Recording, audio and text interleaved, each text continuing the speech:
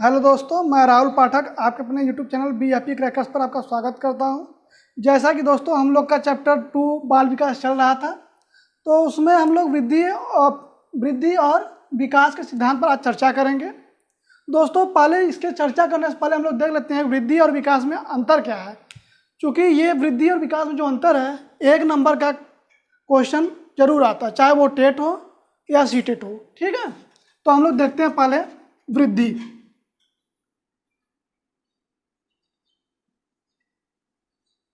ये वृद्धि हो गया आपका, एक कॉलम हम लोग खींचते हैं, इधर लिखते हैं विकास।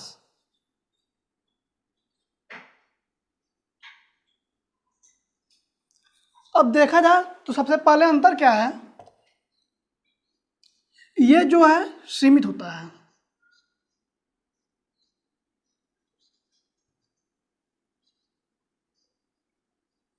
और ये जो है विकास जो है आपका व्यापक है।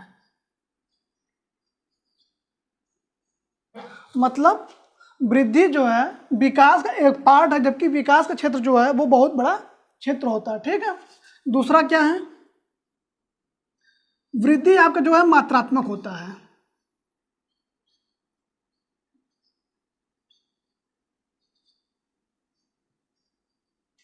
और इसमें अगर विकास को देखा जाए तो ये आपका मात्रात्मक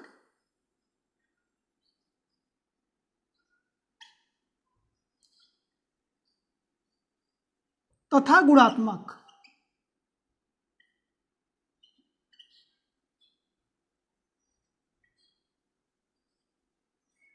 ठीक है, अर्थात इसको हम लोग माप सकते हैं। तीसरा नंबर, वृद्धि को हम लोग माप सकते हैं और विकास जो है हम माप नहीं सकते, मापा नहीं जा सकता।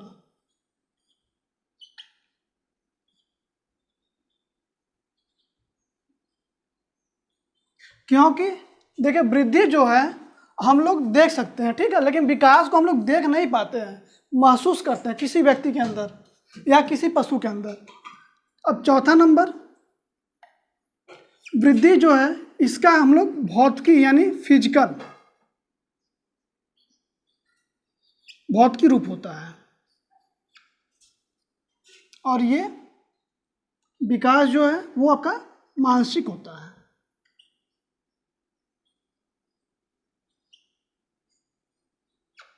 ठीक है दोस्तों, ये आपका मूल रूप से विकास और वृद्धि में अंतर हो गया। और अक्सर क्वेश्चन कैसे पूछता है तो आपको ऑप्शन दे देगा विकास निम्न से क्या होता है, तो उसमें ऑप्शन देता है विकास सीमित है, विकास मात्रात्मक है, विकास मात्रात्मक तथा गुणात्मक है और विकास मापा जा सकता है। तो इसमें आप देखेंगे अंतर में हम लोग सिर्फ ये चीज़ जो गुण है विकास के अंतर्गत पाते हैं, उस हिसाब से आंसर जो इसका हो जाएगा ये आपका हो जाएगा। आप लोग यदि स्क्रीनशॉट लेना चाहें तो इसको ले सकते हैं।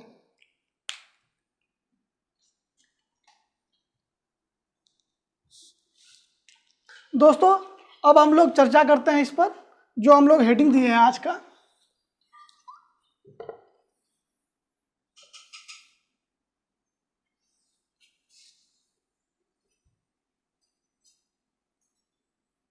वृद्धि तथा विकास के सिद्धांत।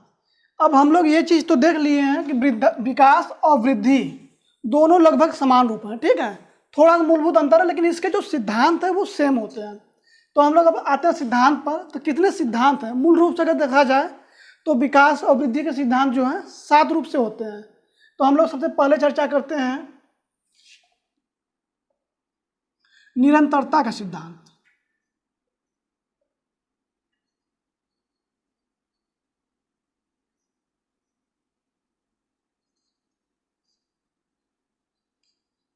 निरंतरता का सिद्धांत दोस्तों इसके अंदर क्या होता है, देखिए यदि कोई बच्चा जब गर्भ में रहता है और जब तक कब्र तक न पहुंचे,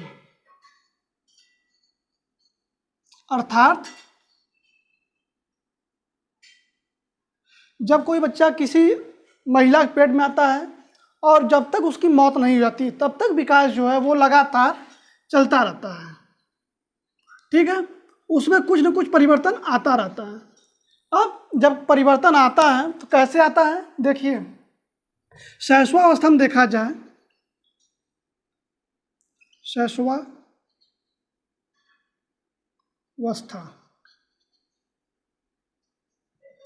इसमें जो विकास होता है बहुत फास्ट होता है, तेज होता है। ठीक है, बाल्यावस्था में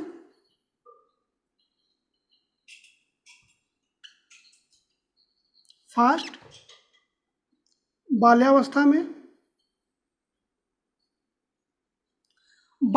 में शैशवावस्था की अपेक्षा स्लो होता है विकास।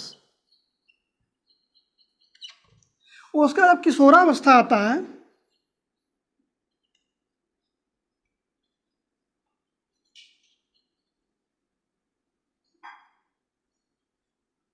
फिर इसमें जो विकास हम लोग का वृद्धि विकास, वो एक बार फिर अपने अधिकतम ऊंचाई पे जाता है, यानी फास्ट जाता है।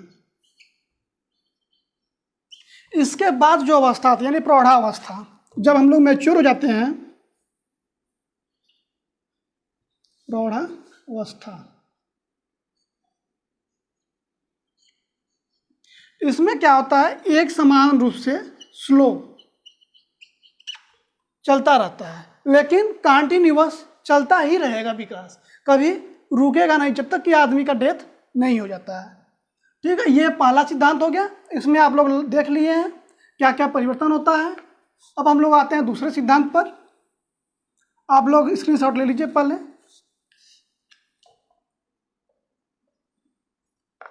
अब आते हैं दूसरे पर हम लोग।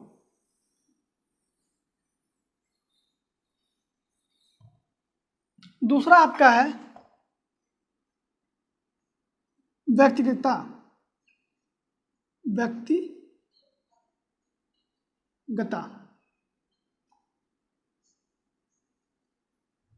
का सिद्धांत।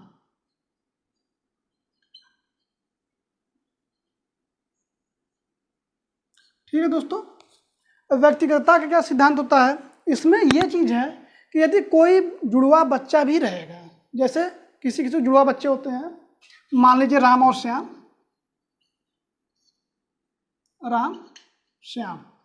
जो कि हम लोग का बहुत फेमस एग्जाम्पल रहता है अक्सर। तो इसमें क्या होता है, देखिए इन लोग का व्यवहार चेंज रहेगा, मतलब हमेशा किसी इसकी मान लीजिए हाइट ज़्यादा हो गई, ठीक है, इसका स्मॉल हो गया इसकी अपेक्षा, ठीक, उसके बाद ये थीन हो गया यानी पतला हो गया, ये फैट हो गया, ठीक है, ये मान लीजिए दिमाग से बहुत ज़्यादा तेज है, ये ब्रिलियंट हो गया।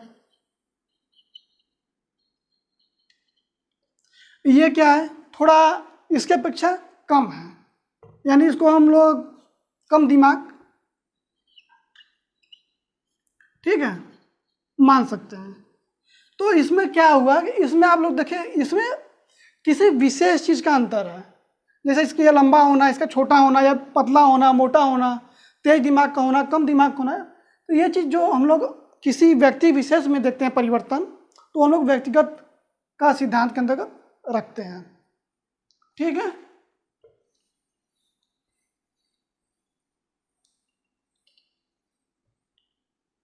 अब हम लोग तीसरे चर्चा करेंगे।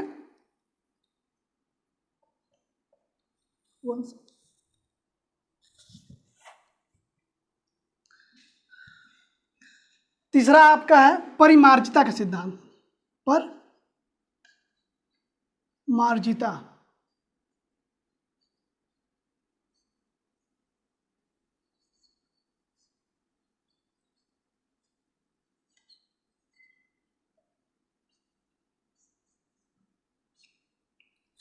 सबसे पहले इस सिद्धांत को समझने से पहले हम लोग ये जानना चाहेंगे परिमार्जिता होता क्या, अर्थात किसी भी चीज़ में हम लोग जब उसका शुद्धिकरण करते हैं तो वो हम लोग उसको परिमार्जन बोलते हैं। ठीक है, परिमार्जिता क्या हुआ, किसी चीज़ के व्यवहार को चेंज करना ही परिमार्जिता होता है।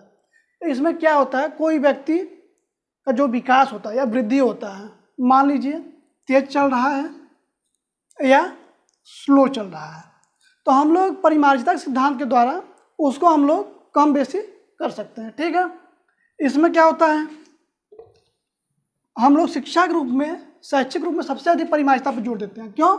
क्योंकि अगर कोई बच्चा मान लीजिए पढ़ने में कमजोर है,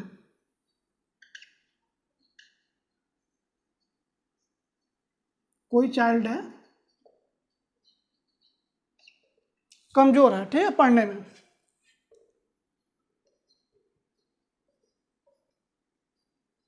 तो उस पर हम लोग क्या करेंगे, फोकस करेंगे। जैसे उसके कमजोरी कारण क्या है, कारण, उसके बाद उसके लिए क्या सुविधा चाहिए दूर करने के लिए, सुविधा, उसके बाद उसके में जो परिवर्तन आएगा तो वो परिमार्जिता के सिद्धांत के अंतर्गत ही आता है। इससे हम लोग किसी भी जो शैक्षिक होता है बच्चों का, तो उसमें हम लोग शुद्धिकरण के लिए जो भी सिद्धांत का यूज करते हैं वो परिमार्जिता का सिद्धांत आता है। कभी कभी क्वेश्चन पूछता है कि परिमार्जिता का सिद्धांत शैक्षिक रूप में क्या महत्व रखता है, तो किसी भी बच्चे को हम लोग जब शुद्ध रूप में उसे लाते हैं, उसके अंदर जो कमियां होती है उसे बाहर करते हैं, तो वो हम लोग परिमार्जिता सिद्धांत के अंतर्गत लाते हैं।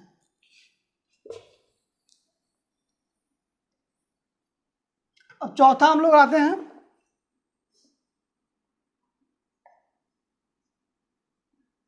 एकरूपता।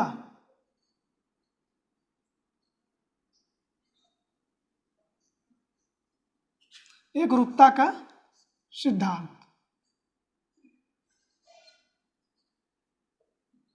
ठीक है, एकरूपता का सिद्धांत। देखिए, कोई बच्चा चाहे भारत में जन्मा हो,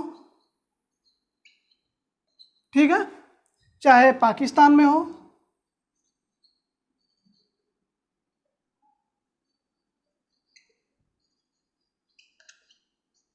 या यूएस में हो, ठीक है, या किसी भी देश में पैदा हो, तो उसकी जो पैटर्न होगा, पद्धति जो होगी वो सेम होता है।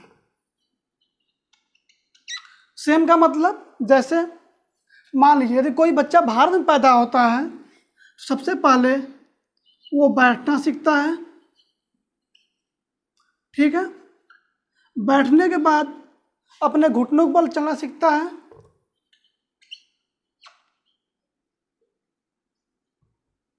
घुटनों पर रेंगना, ठीक है, उसके बाद अपने पैर पर चलता है, पैर पर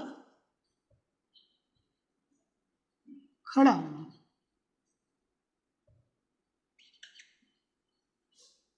तो ये एक पैटर्न होता है जो कि कोई भी देश या कहीं भी पैदा कोई इंसान होगा तो ये पैटर्न जरूर अपनाएगा, ठीक है। तो इसका जो सिद्धांत है ये हम लोग एक रूपता का सिद्धांत लाते हैं, यानी सेम पैटर्न के रूप में। इसी के आधार पर एक कहानी हम आपको बता रहे हैं। जेबी वाटसन जो कि एक बहुत महत्वपूर्ण शिक्षाविद थे, उन्होंने अपने बच्चे पर परीक्षण किया और उन्होंने कहा भी था कि आप कोई भी बच्चा दीजिए, आप जो उसे कहेंगे हम उसे वो चीज़ बना कर देंगे। जैसे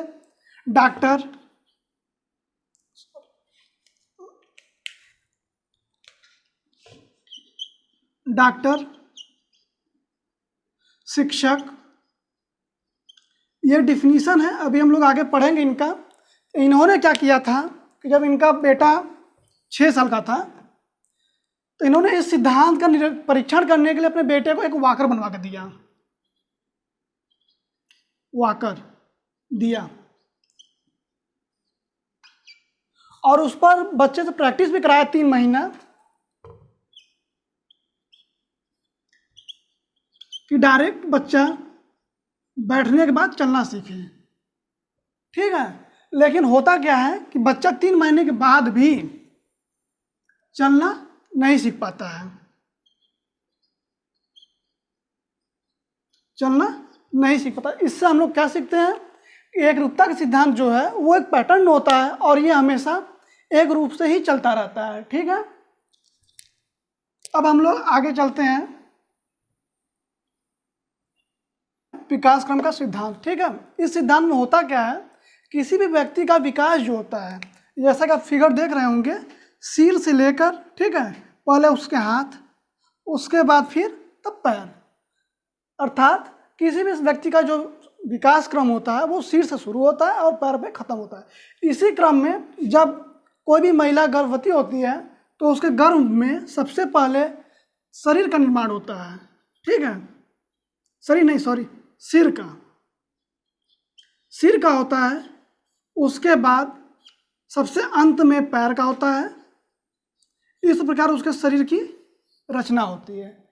इस सिद्धांत के अंतर्गत हम लोग यही देखते हैं कि किसी भी व्यक्ति का जो विकास क्रम होता है एक निश्चित पैटर्न में होता है और वो सिर से शुरू होता है, पैर पे खत्म होता है। इस चीज को हम लोग एक नाम और से जानते हैं, मस्तिष्को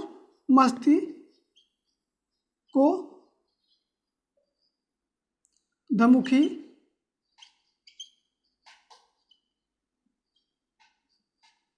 ये इसका जो सिद्धांत है इसी को कहते हैं विकासात्मक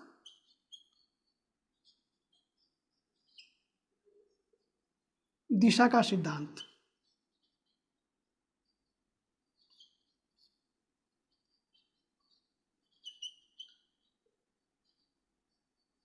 दोस्तों इस सिद्धांत से दो ही क्वेश्चन बनते हैं।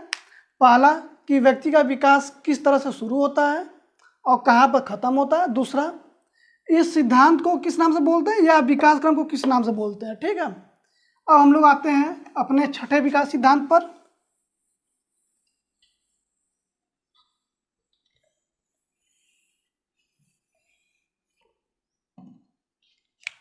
छठा सिद्धांत आपका जो है सामान्य से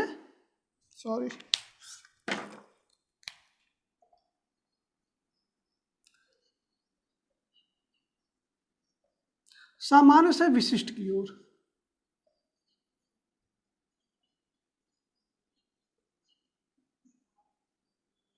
विशिष्ट की ओर ये इसका छठा सिद्धांत है। इसके अंदर क्या होता है, जैसे कोई छोटा बच्चा मान लीजिए 3 साल का है, ठीक है, उसको हम लोग बताते हैं कि यह एक कुत्ता है, ठीक। तो कुत्ता की विशेषता में हम लोग क्या बताते हैं उसको, इसकी 2 आँख होती है, 2 कान होता है, एक पूंछ होता है, ठीक है। तो ये हमने उसको सामान्य बात बताई जो कि कुत्ते के अंदर होता है। तो अब बच्चा अगर किसी बकरी को देखेगा तो उसको भी वो कुत्ता ही समझेगा। क्यों?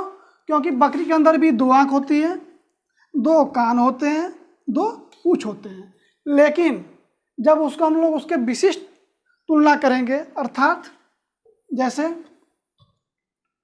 कुत्ता भौंकता है, ठीक है, और बकरी जो होती है मिमियाती है।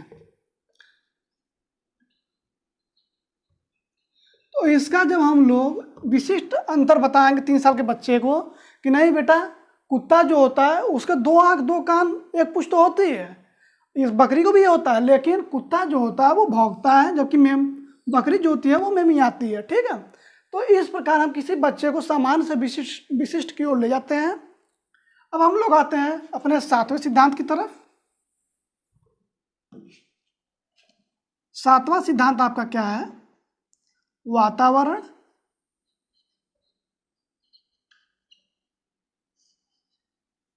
और वंशानुक्रम।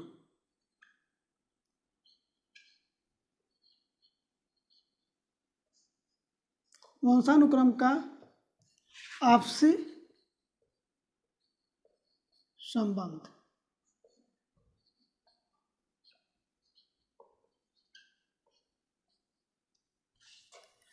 दोस्तों जैसा कि वातावरण और वंशानुक्रम हम लोग पिछले जान चुके थे कि वातावरण जो होता है जहाँ व्यक्ति अपने समाज में रहता है वो उसका वातावरण होता है, और वंशानुक्रम यानी उसके जो पिता से उसके जो डीएनए मैच होती है तो वो उसका वंशानुक्रम है। अब अगर देखा जाए विकास के रूप में तो वातावरण ना अकेले विकास कर सकता है,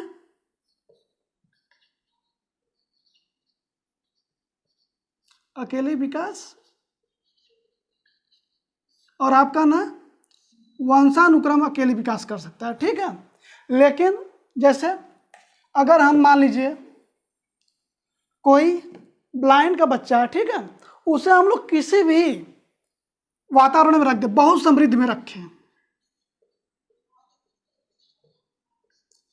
तो उसका 50% चांस रहता है कि वो ब्लाइंडनेस पैदा होगा, ठीक है।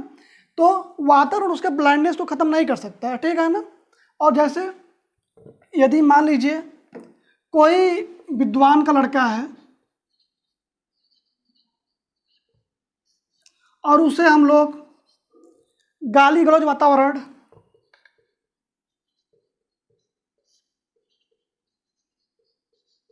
गाली गलौज मलिन बस्ती में रखें,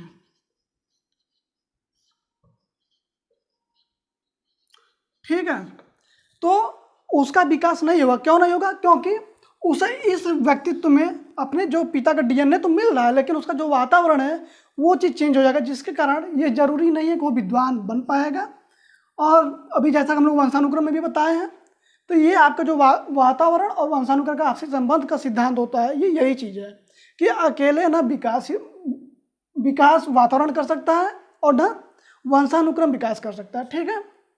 अब हम लोग एक सबसे अंतिम सिद्धांत बचा है, उसको हम लोग देखते हैं, 8वां सिद्धांत।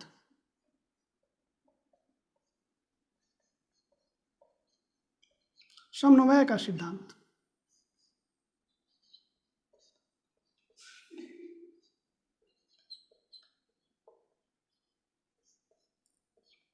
दोस्तों समन्वय मतलब क्या होता है? जैसे समान रूप से किसी कार्य को संचालित करना समन्वय कहलाता है, ठीक है। अब इसका सिद्धांत क्या है कि विकास के लिए किसी एक अंग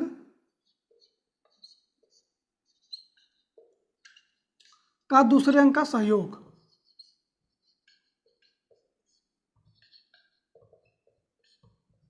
अंग का सहयोग। दोस्तों जैसे जो मस्तिष्क होता है हम लोग के हाथ को संचालित करता है, पैर को भी संचालित करता है, और हम लोग को जो मेंटली दिमाग होती है या भाषा होता है उन सब पर नियंत्रित रखता है। तो समन्वय में यही अर्थ है कि कोई एक अंग दूसरे अंग का सहयोग के बिना कोई काम नहीं कर सकता। जैसे यदि हम लोग को किसी चीज़ को पकड़ना है तो अंगुली के द्वारा जब तक मुट्ठी नहीं बांधेंगे तब तक किसी वस्तु को हम लोग पकड़ नहीं सकते। या हमें कोई बुक लेना है तो हम जब वहाँ तक चल कर जाएंगे, अपने हाथ से उठाएंगे दोनों हाथ से, तभी ले सकते हैं, ठीक है। तो ये आज का वृद्धि तथा विकास का सिद्धांत होगा दोस्तों। यदि क्लास अच्छा लगे तो चैनल को सब्सक्राइब करें, शेयर करें और दोस्तों को अधिक से अधिक शेयर करें। जय हिंद दोस्तों।